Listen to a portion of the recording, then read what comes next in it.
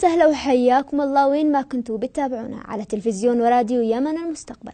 مساءكم أمل، مساءكم سعادة، مساءكم اطمئنان، ومساءكم لهجة حلوة.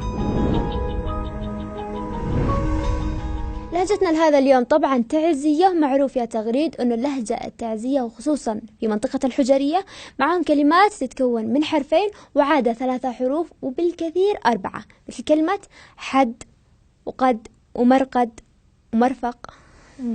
ما شاء الله، يعني اللهجة اليوم كان قوية. طبعا كمان المعروف انه اهل تعز بينطقوا حرف الجيم جيم مثلا، بس في الناس يعتقدون انهم ينطقوا الجيم قاف. مثلا معقولة نجي نقول جامعة قامعة؟ طبيعي انه لا. طبعا اهل صنعاء بيقولوا للقاف قاف، يعني قريب جدا من لهجة أهل تعز في نطق حرف الجيم المعطشة. كمان في بعض الأشخاص بيبدلوا حرف الطاء إلى تاء، يعني بتلاقيهم يقولوا مثلا بدل الطاقة تاقة، يعني زي مثلا طارق هات البطاقة من الطاقة وتارق هات البطاقة من الطاقة، وطارق هات البطاقة من الطاقة. كمان معروف إنه اللهجة التعزية تتشابه في بعض الكلمات من اللهجة العدنية، مثل كلمة القعادة وكلمة مراعيلي اللي معناته منتظر لي. وطبعا زي ما نحن عارفين انه اللهجة التعزية منتشرة في كثير من المحافظات، لما تجي تلاقي تسأليهم عن مصطلحات تعزية تلاقيهم عارفين على طول. ليش؟ يرجع السبب للكثافة السكانية لأهل تعز، تلاقيهم انهم منتشرين في كل المحافظات. أيوة. ما فيش محافظة مش سكانها تعزيين. ما شاء الله عليهم، ما شاء الله، الله يحرسهم. عشان انت بس تعزية تدعي لهم.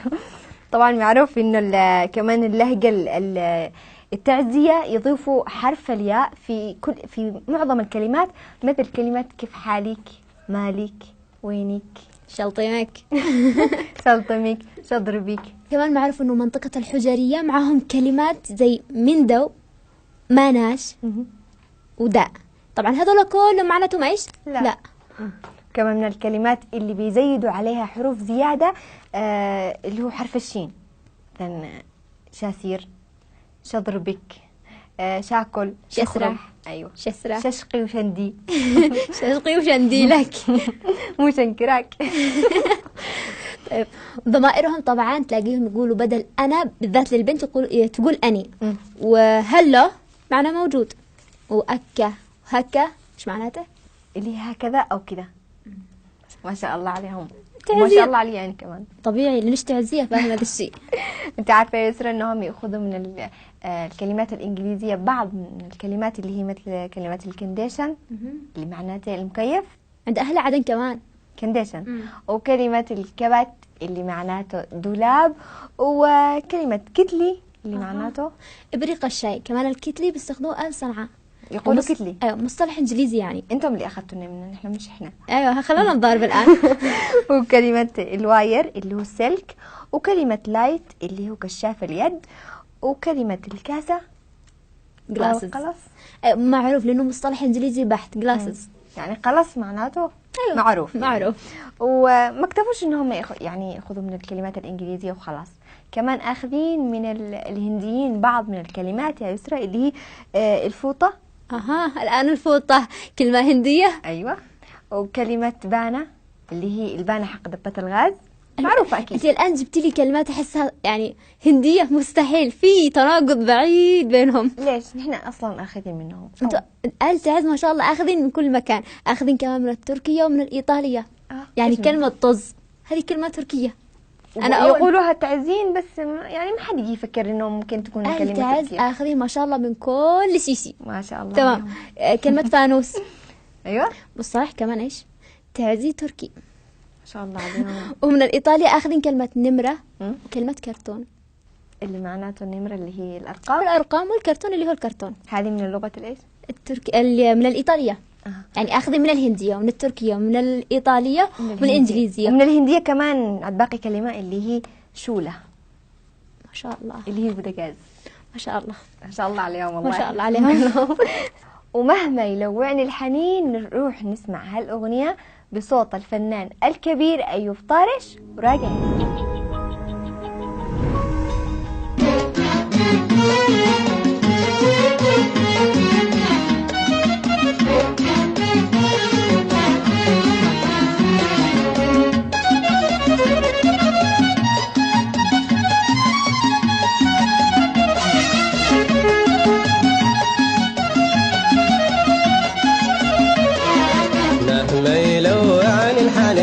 اصبر وراعي لك سنين، واعطيك كل العمر ما دامك على عهدك امين. مهما يلوع عن الحنين اصبر وراعي لك سنين، واعطيك كل العمر ما دامك على عهدك امين. والم لي مشواقي واحراقي، واعطيها قلوب اللائمين. والم لي مشواقي واحراقي، واعطيها قلوب اللائمين.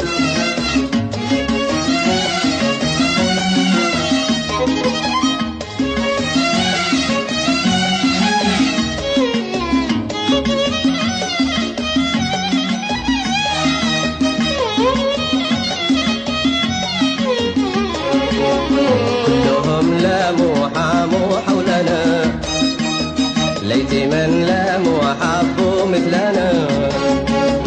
كلهم لاموا حاموا حولنا، ليت من لاموا حبوا مثلنا. ليتهم ذاقوا هواهم قبلنا، كان عانونا ولموا شملنا. ليتهم ذاقوا هواهم قبلنا، كان عانونا ولموا شملنا.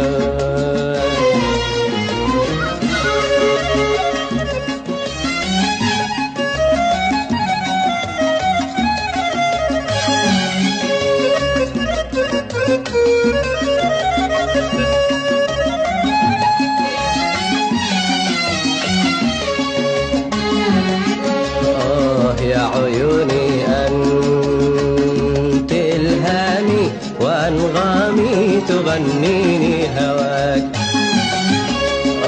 يا جنوني أنت أحلامي وقد ناديت عمري من نداك. يا عيوني أنت إلهامي وأنغامي تغنيني هواك. يا جنوني أنت أحلامي وقد ناديت عمري من نداك. ورجعنا معاكم مع فقرة الإمتاع، وهي فقرة الأمثال الشعبية. أكيد فقرة الإمتاع يعني فقرة ممتعة جدا، وهي فقرة الأمثال باللهجة التعزية. وأول هذه الأمثال يا يسرى: إن سبر حقنا ونعتوى قشريم. إيش يعني؟ يعني إن ضبط ذا الموضوع كان شي تمام، إن ما ضبط مش خسرانين في النهاية حاجة. يعني بالنهاية نحن مش خسرانين حاجة، ضبطت ما ضبطتش عادي، يعني في كل الأحوال إحنا كسبانين. وثاني هذه الأمثال يا يسرى: قانا أكرهك وادم زت أكلت الوزف. طبعا الوزف لحظة. هو السمك الصغير الناشف. قانا كرهك وادم زد أكلت الوزف، يعني قد أنا أكرهك يا دم زد أكلت علي الوزف. لحظة، أنت الآن قلت الوزف اللي هو السمك الصغير الناشف. صغير ناشف. كيف سمك صغير ناشف؟ أنا ما أعرفش ناشف، أنا بحياتي ما شفت سمكة ناشفة. لا، هو يقيس حجم صغير، أصغر من حجم السمك اللي نحن نعرفه. يأخذوه يصطادوه ناشف. أنا الآن مش في الحجم، أنا في النشفان. يعني من الناشف منين جاي نشفان؟ صراحة أنا مش عارفة، بس هم يصطادوه. هذا اللي عرفوا إنه يصطادوه بكميات. أيوه. شبكة، وبعدين هو على طول كذا تقريبا يجلس فترة معينة وينشف، فيستخدموه ويبيعوه للأسواق. طبعا هذا يستخدم كيف يا يسرى؟ لما يكون ناشف يأخذوه. طبعا الأكلات التعزية هذا الوزف يعني بشكل فظيع. زي إيش الأكلات ذي؟ زي العصيد. طبعا العصيد هذا كيف نسويه؟ تاكلوه بالسمكة؟ لا مش كذا. الأكلة العصيد هذه طبعا في حاجة اسمها زوم، اللي هو إيش الزوم؟ اشرحي كله. إذا اشرح لك كل الأكل بس اشرح لك الوزف إيش. الوزف والزوم هذا إيش؟ الوزف هذا طبعا السمك الناشف الصغير، نحن ناخذه نقليه، نبعد الرؤوس حقته، بعدين ندقه نحطه داخل دوق السمك، يطلع أكله واو. بعد ما ندق شعزمك واكل سمك ناشف. شعزمك واكل سمك ناشف. طيب، وانا اقول لمو حماري يعرق. ايوه. طيب ايش معناته هذا المثل؟ يقال هذا المثل لما تكون شاكك في شخص انه في شيء غلط، احساسك بيقولك انه مسوي حاجه غلط، ويطلع احساسك محله. وش هو الحمار يعرق؟ وأنا أقول لما حماري يعرق يعني في حاجة، في في شي غلط. أو المثل الثالث يقول اللي يحرق بالشوربة ينفخ في الزبادي. لحظة، هم؟ يحرق بالشوربة وينفخ بالزبادي. أيوة. كيف ينفخ بالزبادي؟ يعني هي الشوربة تحرقه. طيب كيف ينفخ بالزبادي؟ هنا اللي أنا مطننة. أقول هنا لك إيش يعني معنات هذا المثل، إنه الشخص لما يحرق بالشوربة خلاص إنه يصير عنده ما عندوش أمان. عقدة يعني. فالزبادي، حتى الزبادي اللي ما ينفعش إنه ينفخ فيه ينفخ عشان بس يطمن إنه خلاص أنا حرقت في الشوربة، ايش زي احرق يعني ما عندوش أمان بحاجة. مجنة ما تردش ميت. المجنة طبعا أي شيء، هي المقبرة. طيب معناته إن الواحد كل شيء ياخذه ما يقوله لا أبدا. المجنة اللي ما تردش ميت يعني معناته إنه المجنة ما تردش يعني بالعقل. قد شفتي واحد يروح المقبرة أبدا ما تردش حد. أكيد. أيوة، يعني شخص ياخذ ياكل الأخضر واليابس، ياخذ كل شيء في الحياة، ما يقولش لا. ما يقولش لا. أيوة. والمثل هذا يقول أينما غلس بات. طبعا هذا المثل إيش يعني يسرى؟ معناته إنه هذا المثل لما يتأخر شخص في مكان معين فيقولوا له نام بالمكان اللي تأخرت فيه لا تروحش. إن ما غلست بات يعني نام. يعني أما متأخرت جلس بالمكان اللي غلس معناه تأخرت. أيوة غلس. أيوة. وبات يعني نام. أيوة صح. عارفة يا يسرى كمان إنه ما نكتفيش بالأمثال، كمان باللهجة التعزية كمان في هناك ملالات ومهاجل. اللي أعرفه طبعا في الملالات والمهاجل، الملالات بيقولوها النسوان الكبار، نسوان تعز. أيوة، النسوان تعز الكبار. أما المهاجل بيقولوها الرجال أثناء العمل. أيوة صح، عشان تعطيهم الحماس أو الدافع إنهم يشتغلوا أكثر ويبذلوا جهد أكثر وأكثر. طبعا اندثرت بين الشباب، لكن مكانها موجودة عند النسوان الكبار. ومن هذه الملالات يا يسرى اللي هي بداية أي ملالاه يقولوها ألا لي لي لي لي اللي شعبان زلق ورمضان تدفر. ألا شعبان زلق ورمضان تدفر والعيد جاء ورحبوا بالأخضر. كمان من هذه الملالات يعني زي ما قلت يا تغريد إنه يبدأوها يعني بكلام زي الموال. ألا لا لي لي سبحان من زين بنانك أقلام. ألا سبحان من زين بنانك أقلام وزين المرعف وزاد الأعراب. كمان من هذه الملالات يا يسرى يا راعية هذا الزمان غدار. كل الملاح غابوا وفارقوا الدار. زلوا بعيد وأنا حزينة واحتار. عمري قصر وعمر حزني يعمار. والحزن لو يكبر يصير أشجار. لا الفاس يقطع به ولا بمنشار. كمان شنشر معك يا ناشر الواد يا منقش الزباد. شنشر معك يا ناشر البير والمحبة للصغير. طبعا اكتفينا بهذه الملالات، نروح للمهاجل يا يسرى. أول هذه المهاجل طبعا اليوم يلا اليوم دايم. قصر بالدخن والذرة قايم. الحق روح من التهائم فوقه مشدة وأربع عمائم. هي يلا اليوم دايم. ومن المهاجل كمان من طالب الله زاده وعطاه خير وطلبنا الله ما طلبنا الغير. يا مديم دايم ديم علينا الخير. ما أحلى المهاجل يا يسرى. بس نروح نشوف هذا المقطع الفيديو وراجعين.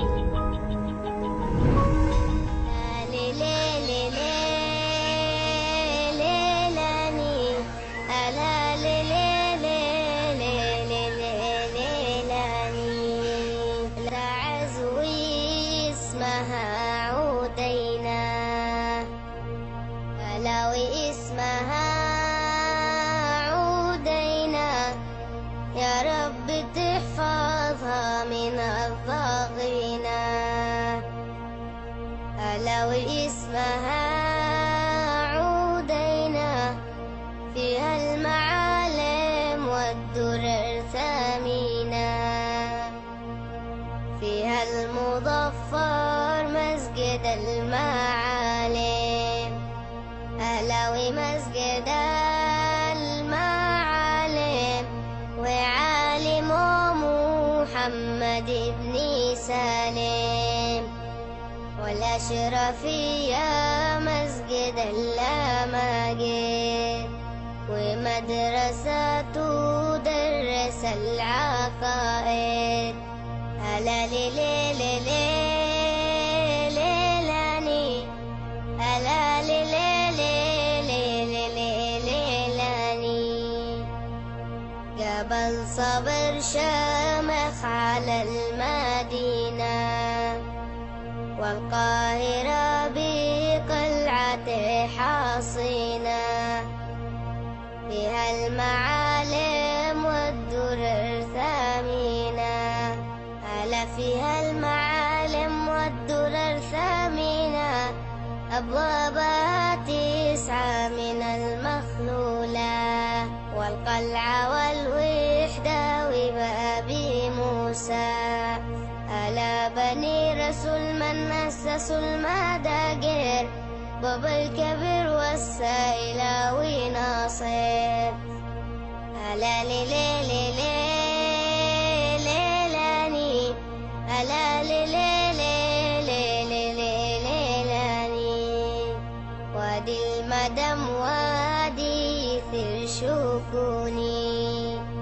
ألا وادي يثير شوقوني، والحوض والعرض مع الشانين.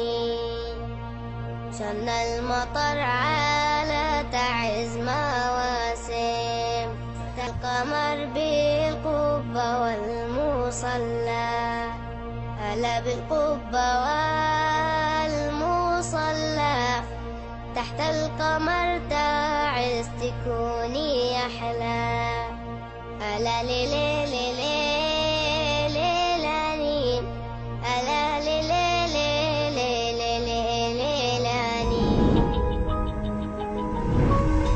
وزي ما تعودنا بيكون معنا كلمات، بينزل خالد للميدان يسأل الناس عليها وإيش يتوقعوا تكون معناتها. بس أتوقع يا يسرى إنه أغلبهم يعرفوا، لأن اللهجة التعزية سهلة ولهجة حلوة. عشان أنت تعزية بس تمدحيها. أكيد. نروح نشوف خالد إيش سأل، إيش من كلمات، وراجعين. السلام عليكم. وعليكم السلام. كيف حالك؟ حياك. اسمك الكريم؟ ماجد الضيفاني. ماجد الضيفاني. ايوه. يا ماجد انت من وين؟ من عمران. من عمران، حيا الله بهالعمران. يا ماجد برنامجنا اسمه لهجتنا حلوة. لهجتنا ايش؟ حلوة. يعني لهجتنا احنا اليمنية حلوة. حلقتنا اليوم عن اللهجة التعزية. التأسية. ايوه التعزية. في معانا بعض الكلمات حنسألك عنهم ونشوف انت بتقدر تجاوب ولا لا. اول شيء كيف ثقافتك في اللهجة اليمنية؟ لمن يعنيها؟ يعني تعرف لو واحد مثلا سألك كلمة يمنية تعزية عدنية بتجاوب؟ أكيد يعني. صنعانية زي كذا؟ أيوه. طيب بنسألك اليوم لهجتنا التعزية، حنسألك بعض الكلمات نشوف تعرف تجاوب ولا لا. اوكي؟ سعد؟ إن شاء الله. طيب الكلمة الأولى قهدان. ايش؟ قهدان. هذه ما اعرف ايش. فكر. قهدان. واحد يقول لك قهدان. هذاك الولد قهدان، أو أنا قهدان، أو شكلك قهدان. يعني زعلان. زعلان. أنا قهدان زعلان. الشيء لما نشوف واحد زعلان نقول له مالك يا أخي قهدان. يمكن يمكن مش بعيد تكون زعلان. مش بعيد نعم. بس غلط.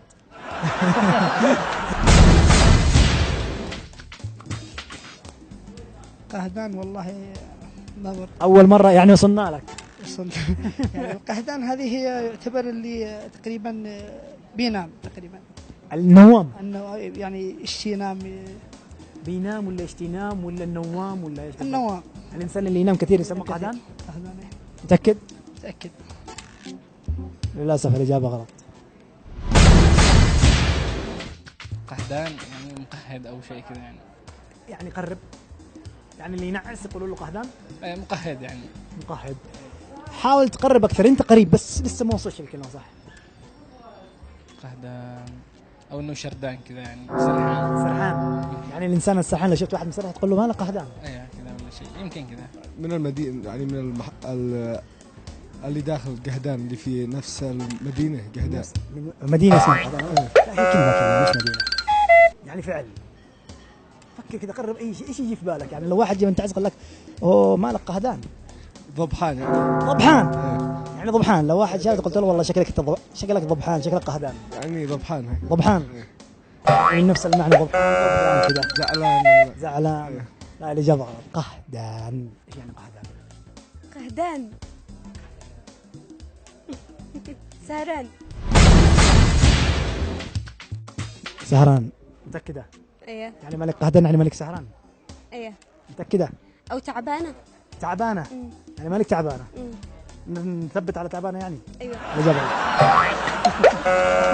هذه فكر طب فكر.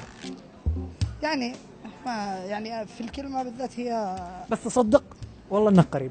يعني شبه بينام، يعني تقريبا يشتي نعس يشتي ينام يشتي نعس. لا يشتي انت قربت على فكرة، انك انت دحين تدور حول الحمى. اللي يشتي ينام يعني ولا يعني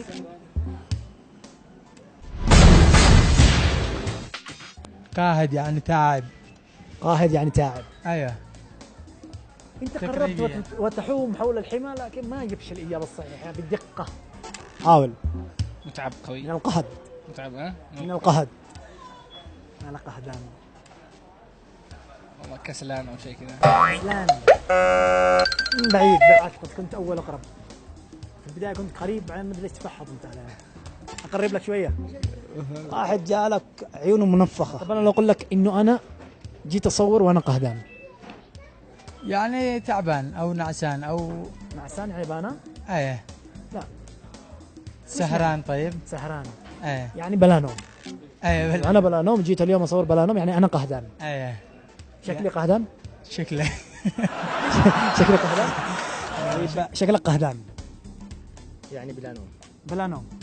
قهدان يعني إذا؟ سهران. بلا نوم ولا سهران؟ سهران يعني ما نمت.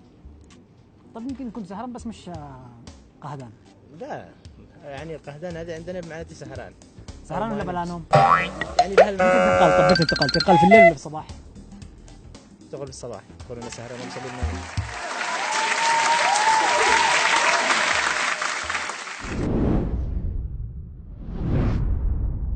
اجي قلنا لك طيب ايش يعني غبان؟ ايش؟ غبان. غبان. هذه ما اعرف ايش. يعني ايش تتوقع؟ غبان. إن جاك واحد من أصحاب تعز أوكي قال لك أوه إيش شكلك غبان. شكلك زهقان ضابح. زهقان. ضابح. شكلك ضابح. إيش يعني غبان؟ غبان. الغبان ما اعرفش. فكر. قد يكون ثعلب. أيوة تقريبا يعني. ثعلب الغبان. يعني لما تشوف ثعلب تقول الغبان قزع. ثعلب يعني غبان. يعني لما تكون واحد مكار كده نقدر نقول له غبان. ايوه تقدر تقول غبان. ايوه هذا غبان. هذا الغبان حقه. لا الإجابة غلط. يعني لو واحد قال لك انت غبان يعني تضابح. أيوه. لو قال لك طب انا غبان. انا ضابح. طب البنت ايش يقولوا لها؟ غبانة. غبانة. غبان. غبان. غبان. غبان مغالط يعني. غبان؟ مغالط. مغالط يعني اي واحد يغالطنا في الحساب ولا شيء نقول له غبان. لا معلش اللي السؤال عنده. ها في شيء يساعدك بس انا اشتكي انت اللي تجاوب.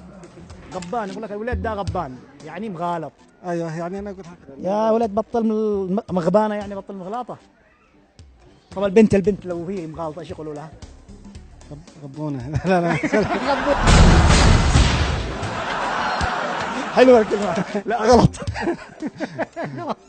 غلط. فكر اقرب لك. ايوه ممكن. طيب نحاول نقرب لك. لو واحد صايم يقول غبان انه غبان يعني هو صايم يقول لك هو غبان. غضبان. صايم غضبان يعني لما يكون صايم الواحد يغضب فيقولوا غبان. الواحد اذا عصب تقول له مالك اتغبنت كده. مغبون يعني. مغبون. تعب او لا هي غبان بعيد عن مغبون معلش. انت لما تصوم ما تكون غبان؟ يعني هالك. هالك. ايوه. غبان هالك. ايوه. لا برضه غلط. حاول كمان حاول. كسلان. كسلان. يعني غبان كسلان. يعني الانسان الكسلان الكسول نقول له انت غبان يعني لا برضه غلط ما ركبتش معي. انت صايم ويا المغرب قال لك واحد اوه قدو بيأذن والله اني غبان. اها شوف شكلك بتعرفها. يعني قدو ايش؟ جوعان. جوعان. ها يعني الجوعان. ايوه الجوعان غبان. ايوه. لا الاجابه غلط. غبان عندنا بالحديدي يعني معناته عطشان. عطشان تقريبا. موجوده في الحديده برضه. ايوه في كلمة عطشان غبان او يعني غاب تبغى ماء. اها ايوه مثل هكذا يعني. وعندنا برضه في تعز نقول غبان عطشان. ها نفس يعني عطشان. عطشان.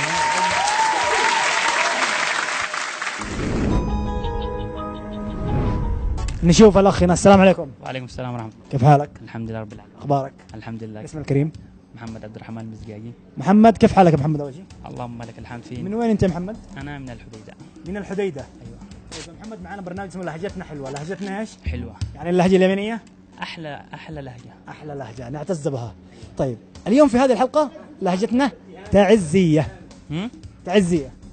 تعزية يعني كيف ثقافتك مع اللهجات؟ يعني لا بأس. لا بأس. أيوة يعني ده أنا جالس مع أصحابه تعز. بديت أتعلم يعني شوي. ممكن تكون جبت من هنا كلمة من هنا كلمة. بو مليان. نجرب. بسم الله. بسم الله. طيب نسألك السؤال الأول، نقول لك كلمة القشائب، إيش يعني القشائب؟ القشائب والله يوميا أسمعها بس أيوة. ما نجاري. لو قلنا لك إيش يعني القشائب؟ لا مش عارفة. مش عارفة؟ فكري كده، خمني. ما نش دارية. خمني فرجينا، مالك من الجمهور، خليك معايا. القشائب يقول له كسروا قشائبك. لا تركزيش معاهم لأنه حينقلوك غلط. القشائب شيء مشهور. القشائب مقلوب لا قال الشقاطي ولا القشائب. أيوة. يعني الحاصل يعني هي مش قال شقاطي، لا هي مش تعملي به، هم يقولوا مش تعملي به كله قشائب. يعني الحاصل كل غلايب ولا ايش؟ كله قشائب. مش تعملي به كله قشائب. يعني مشاكل. يعني كله مشاكل. يعني كل مشاكل. اكيد. قشائب المشاكل. الإجابة غلط. حلوة. قشائب. أيوة. البطن أنا ما أعتقد. يا سلام. يعني البطن يقولوا له قشائب. احتمال. ها؟ مش متأكد يعني. طيب إذا ما كان البطن حاجة مثلا حاجة غير قد تكون، إيش دراك إنها في جسم الإنسان؟ يعني إيش اللي خلاك تشك إنها في جسم الإنسان؟ قشائب إلا بطن، أنا متأكد إن بطن هنا حاجة هنا. يعني في الكلى مثلا. الكلى. أيوة الكلى. الكلى يقولوا لها قشائب في تعز. مدري لا. مالك متلخبط في حد جايز ياشر لك ولا مالك من الجمهور؟ شوف مساعدة الجمهور دائما تجي. أنا القشائب ما قش مرة. القشائب يقول لك قشآب. قشآبي تكسر. عند احنا معنات القشأة اسمها القشأة. ايوه القشأة. يعني لما واحد القشأة والقشائب فرق. فكري. طب جيب أي شيء قريب تفكري فيه. إيش يعني تتوقعي مثلا واحد يقول القشائب كسروا القشائب، إيش يعني بيطلع؟ والله مش عارفة. هذا أعطي أي تخمين وأنا حقرب. قد نقول لك واحد يقول كسروا قشائبك، إيش يعني؟ يعني أفكارك أو. أيوة. يعني أفكارك. يعني كسروا قشائبك، كسروا أفكارك. لا الإجابة غلط. مش كمان عارفة. فكري شوية. أي شيء. أنت قلت لي جلس مع ناس وكأنك سمعتها. أنا جالس معهم يوميا أنا بس ما بواقي كلها يعني ايش؟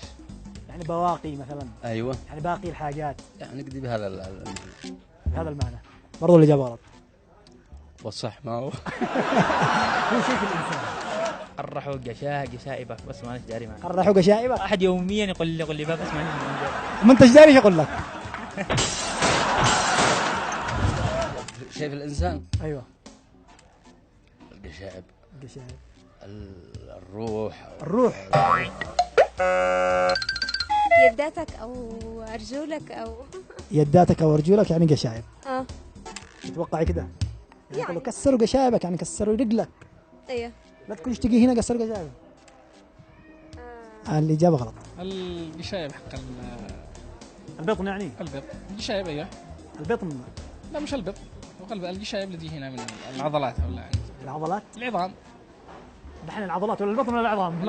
العظام يعني. أي عظام بالضبط؟ أنت قلتها قبل شوية. الصدر. لا الصدر ولا الصدر ولا القفص الصدري. الصدر بعدك. أنا الصدر. القفص الصدري يعني. ايوه كده الاجابه صحيحه. يعني القشائب لما واحد قال لك قرحوا قشائبك يعني قرحوا القفص الصدري. انا شوريها.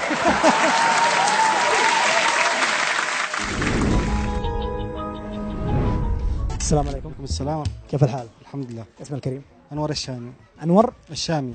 انور من وين؟ من اب. من اب. النادره. النادره ما شاء الله. ما شاء الله. اب خضراء. وهذا ايامكم ولا لسه؟ ايوه مكاننا طوال السنه.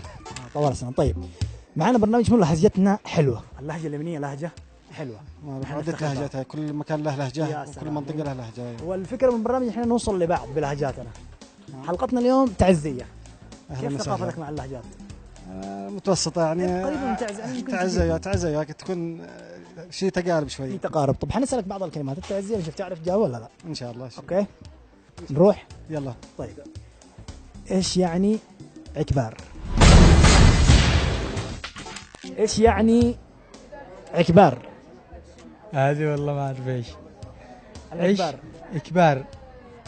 العكبار. متكبر. متكبر، يعني لو واحد متكبر نقول له يا عكبار.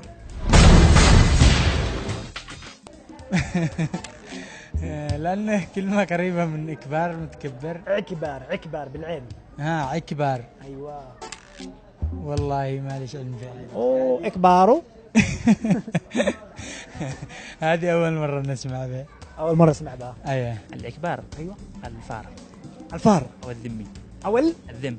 يعني ايه الدم. ايه الدم يقولوا له إكبار. اللي هو البسة يعني الهرة. امبسه احنا نقول امبسه. امبسة. واو. أحيانا امبسة. لا مش امبسة. ايش هي طيب ممكن؟ فكر. والله ما أنا فاكر يعني بالضبط. حاول فكر نقص حاول. طب أنا أقرب لك. طيب. هو حيوان.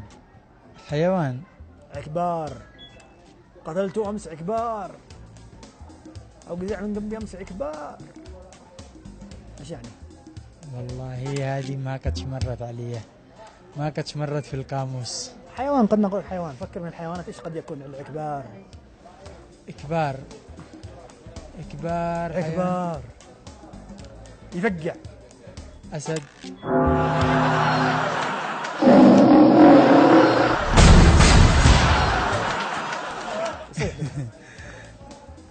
حاول تقرب لك. طب أقول لك شيء، في بعض البنات لو شافوا بيتقفزوا. صرصور. الصرصور حشرة. ايوه تقفزوا اول ايش اسمه هذا الثاني؟ ايش اسمه؟ اللي يخليهم يتقفزوا لو شافوا البنات هم جالسات شافوا قزع من جنبهم والله لا يقفزوا السقف. تعلق تعليق ولا الزلقة هذه ايش اسمها؟ انت قصدك العنزقة. نقول لها عنزقة، الوزغة، اللزقة. لا هكذا. عكبار. يعني الفار في بعض المناطق ينطق عليها إذا دكمت شيء بشيء أو ضغطت عليه فعثرته، يعني ضغطت في الجسم يقول لك عكبار، فهمت؟ أو يعني هي الفار الصغير هذا اللي بيمشي، يعني الاسم العامي. الفار. العكبار. الإجابة صح.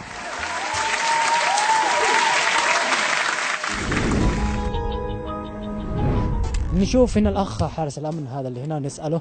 السلام عليكم. السلام ورحمة الله وبركاته. كيف الحال؟ الله يعافيك. الاسم الكريم؟ اسماعيل ناجي الهمداني. إسماعيل من وين؟ من همدان. من همدان فين؟ صنعاء. عرة همدان. نعم صنعاء. طيب يا إسماعيل، معنا برنامج اسمه لهجتنا حلوة. لهجتنا ايش؟ حلوة. واللهجة اليمنية؟ طبعا دائما أحلى لهجة. نعم. طيب حلقتنا اليوم عن اللهجة التعزية. كيفك أول شيء مع اللهجات؟ ثقافتك كيف في اللهجات؟ ماشي الحال. ماشي الحال، يعني ممكن تجاوبنا لو سألناك. إن شاء الله. طيب في اللهجة التعزية اليوم معنا أسئلة كلمات حنشوف تجاوبها صح ولا لا. إن شاء الله. أوكي؟ طيب لو قلنا لك إيش يعني تافل؟ تافل. أيوه. يعني بدون ملح يعني. بدون ملح. أكيد. تافل يعني الشيء الذي ليس له طعم. شيء ما له طعم. ليس له طعم العامي. فبعض الأماكن عيد الكلمة معنا. تافل يعني الشيء الذي ليس له طعم. أي شيء بلا طعم زي الماء. الماء تافل. الماء لا. بس الماء ما له طعم. لأنه إذا كان مفور ممكن يكون طعمه تافل شوية، لأن الماء لا رائحة ولا طعم يعني. هل الماء يعتبر تافل؟ لا. طيب يعني اللي ما له طعم ولا في شيء الذي يتعثر على الشخص أن يميزه فيقول له تافل يعني، ويعني قريب للماسخ الطعم الذي ليس له تأثير في تمييز الطعم. يعني ناقص ملح أو ناقص فلفل أو ناقص أكيد الأشياء ناقصة في الطعم. تافل. طيب هو أكثرهم يقولوا اللي ناقص ملح تافل. إيش يعني تافل؟ يعني بدون ملح يعني. بدون ملح. تافل. إيه. هذا اسم تافل فيه عينة، يا أما الآكل ما فيش ملح. أيوة. أو إنسان هذا تافه أو تافل يعني. تافل باللام يعني يمكن المأكل تافل. المأكل يمكن من ملح.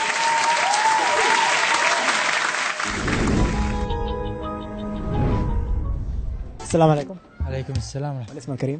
أحمد العنتري. من وين أحمد؟ من الحديدة. من الحديدة. أحلى ناس. أهلا وسهلا. فيان من الحديدة. من نفس المدينة. طيب يا أحمد اليوم لهجتنا في برنامج لهجتنا حلوة. اللهجة لهجتنا تعزية. كيف اللهجات معك؟ والله اللهجات لا بأس بها. لا بأس بها؟ نعم. يعني لو هبينا لك كلمة من تعز ايش تجاوبه؟ ان شاء الله. طيب نقول لك كلمة من تعز. ايش معنى مبسق؟ مبسق. ايوه.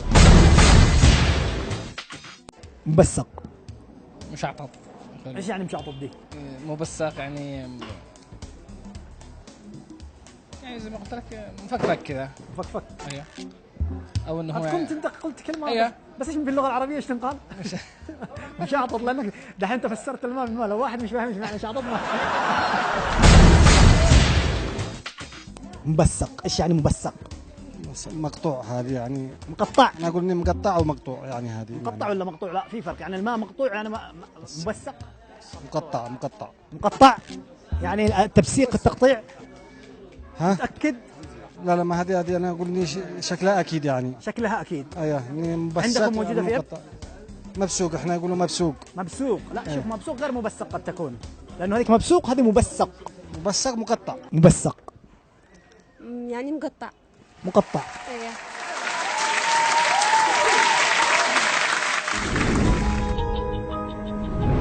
وزي ما شفتم مشاهدينا الكرام، خالد نزل سأل عن بعض الكلمات اللي باللهجة التعزية اللي كانت قهدان، اللي معناتها يا يسرى بلا نوم. ايوه كمان في صنعاء يقولوها قهدان. وكلمة مبسق اللي مقطوع. معناته مقطع.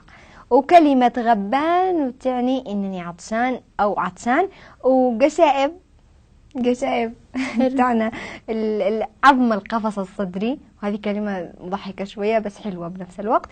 وكمان تافل اللي معناته بلا ملح وما له طعم، يعني يكون صنعاء كمان يقولوها يعني تافل ولا ماسر. لا تافل يقولوا يعني زينا زيكم. انتم اللي اخذتم الكلمة، ليش ما يكون العكس؟ لا انتم.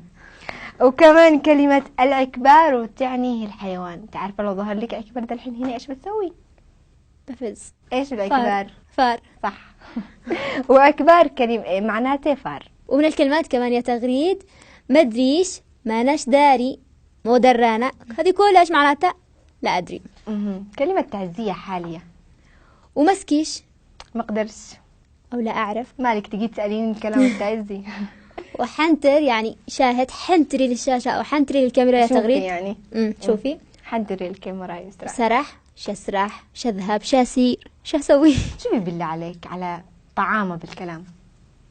صح. انت من بداية الحلقة تمدحي في اللهجة التعزية، يعني كفاية ترويج. ايش انت تحسبيني ايش تعزية؟ ومن هذه الكلمات كمان يا يسرى، اين ستسرح او اين ستولي، معناته اين الشروح، يعني اين ذاهب. وكلمة مليه ايش اللي بيحدث. وكلمة مشيقع يعني ايش يوقع. وكلمة كمان زاخر، ساخر من الطريق، يعني ابتعد عن الطريق. يسنب كمان حوز، هي من هذه الكلمات اللي هي ساخر. يسنب كمان كلمة صنعاني بحت. يسنب ايوه. واخبط يعني اضرب بالعصا. ويلكد يدق او بقوة. يدق شيء، احنا بصنعاء يقولوا يلكد يعني يضرب. يلكد يعني الكده. لا نحن في تعز معناته يلكد يعني يدق بس بقوة. يدق يعني يدق الحاجة عشان احنا الدق يكون فين؟ في الجسم، يعني ضرب، اضربه. ما شاء الله. وتقولي لي ما. وكمان من الكلمات يتخاوص، اللي هي معناته يراقب من مكان خفي، يعني يتخاوص من مكان عشان يشوف حاجة ممنوع انه يشوفه. يخاوص. هذه اللهجة التعزية. وكمان يحقن، يقلب الأرض بيده بأداة حادة، المحفر أو يعني يحفر. اللي هو يحقن. ويكرع يعني يسكب. يقولوا كمان في صنعاء. ما شاء الله عليك، أنا قديك نتبادل خبرة. وكمان يعفي يعني يغلي. يعفي. احنا عندنا يسامح. لا يعفي هاي باللغة العربية هذا. وفي صنعاء كمان يقولوا يعفي سامح. لا التعزين معناته يعفي يعني لما يقول لك قفي لي تحت الماء قد عفي، او قد عفي يعني شيء غلا يعني قدو خلاص. يعني خلاص قفي لي تحته. انبسق او ابتسق او انتتف، خلاص تقطع. صح. مبسوق. ايوه. وكمان يبهرر، يعني وسع حدقة عينه. وفسح، المكان كله فسح، الاستوديو كله فسح. ايش معناته؟ يعني وسيع. وكمان اتواسق، يعني خذ حاجة او يعني اتواسق يعني زد في طولك عشان توصل لهذا الشيء. أيوة صح. يعني ارفع رجولك، سوي زي هذا. ان شاء الله على الكلمات التعزية. وكمان يكرد او يكارد، معناته يطرد أو يطارد. وكلمة يرادع يناطح بالراس. شوف اردعوا. احنا اردعوا ما تكونش مناطحة بالراس، اردعوا بكلمة. ايش؟ يعني مرادعة بالكلمات. ايوه فهمتي؟ يهدروا مع بعض وهذاك يردعوا بكلمة، هذاك الثاني يقول كلمة ثانية يردعوا فيها، كذا مناطحة كلمات. احنا عندنا شوفي يردعوا يعني انطحوا ضربوا بالراس يعني وحشية. أيوة شفتي كيف؟ ويزابط يعني يرفس بالرجل طبعا. يزابط كمان كلمة صنعاني. يزابط. الآن من اللي أخذ من الثاني؟ صنعاء أخذه من تعز ولا تعز أخذه من صنعاء؟ لا شوفي كل واحد يحكم على يزابط كلمة صنعاني. يضابط كلمة صنعاني. لا تزابطيني ولا زابطش. نفس الحلقة الأولى، لا تكاشريني ولا كاشري، لا تخاشريني. أيوة. وكلمة زلق اللي معناته انتهى أو خلص، وكلمة افتقش. لحظة، زلق تعرف ايش معنى تزلق عندنا؟ يعني وصل، يعني لما نقول زلقوا فلان يعني وصلوا لمكان كذا كذا. أفكر إنتي قاسة مين وأنتي حالبين ليش؟ عشان بس أوضح لك إنه أنتوا أهل تعز أخذين اللهجة من أهل صنعاء. لا تحاولي تقنعي نفسك لأنه أنتم اللي أخذتوا اللهجة. والله خليني أكمل لأنه ما. وكمان افتقاش اللي معناته انكسر أو الدرب. اندي وشندي يعني أعطيني اندي لي ماء أو شدي ليك. ومعناته مشهبر يعني مركز في نظرة نحو شيء معين. كيف مشهبر؟ يعني مركزة في يعني قاسة مركزة على حاجة معينة، مالك مشهبرة يعني مالك مركزة على حاجة معينة. مشهبرة يعني مركزة.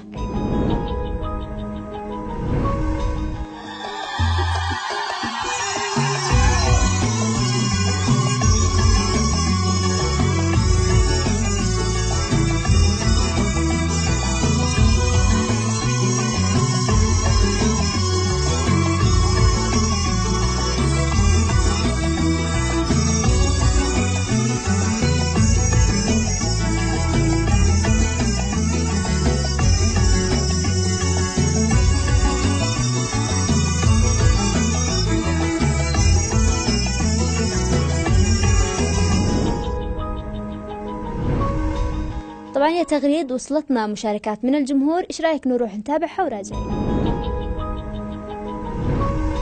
انا اسمي عبد الرحمن محمد شلاحه، وعندنا اللهجه يقولوا العمرطي هو الرومي او الدره الذي يشوها فوق النار ياكلوها، ولهجتنا حلوه. اسمي باسط صالح، عندنا رموهاكا يعني اي شيء ما يشاهد. حنتري معناها شوفي لمون مرهد ياسمين دخشر بتكلم باللهجة الدمارية، ومعي 3 كلمات. أول كلمة زقعوا يعني شلوك، وثاني كلمة بيت حاكة يعني أنا أكلمك الآن. وثالث كلمة أو بنمدخل يعني هل جننت، هل وصلت يعني مش معي عقل أساسا عشان أسوي ذا الشيء. ولهجتنا حلوة. ونذكركم كمان انتم مشاهدينا الكرام انه فيكم تشاركوا ببرنامج لهجتنا حلوة، تصوروا انفسكم تقولوا اي لهجة لاي كلمة انتم تحبوها وترسلوها لنا على الرابط الموجود اسفل الشاشة، ونحن بنشوفها في الحلقة الواقية سوا. تعرفي يا تغريد ايش اجمل ما في مشاركات الجمهور؟ ايش؟ انه بتعرف على كلمات جديدة للهجات يعني مختلفة، تعزي، صنعاني، عدني، كل اللهجات، وبتعرف عليها وبنعرف كمان الجمهور عليها انه لهجتنا حلوة. هي بالنهاية لهجة يمنية حلوة بغض النظر كانت لهجة صنعاني، كانت لهجة عزي، كانت اي لهجة، هي بالنهاية لهجة حلوة وله مميزاته وله تحسي طعمه اللي هو الطعم الحلو. وصلنا لنهاية حلقة اليوم اللي من البداية هربتني تغريد لهجتنا حلوة وتعز أحلى وكلماتنا ما أعرفش إيش من ذي الكلام. بالعكس يا يسرا، نحن بالنهاية معنا لهجة يمنية حلوة بغض النظر تختلف المحافظات، لكن في هناك كلمات مشتركة في حضرموت أو في صنعاء أو في أبين أو في أي محافظة يمنية في كلمات مشتركة، لكن بالنهاية إحنا لهجتنا يمنية حلوة. أنا تعمدت طبعا من البداية أحاربك بس عشان أكسر الغرور اللي جالسة ترميني فيه من البداية. حمليني في النهاية كلها لهجة واحدة، لهجة يمنية واحدة، اختلفت المحافظات، اختلفت اللهجات، بيظل شيء واحد.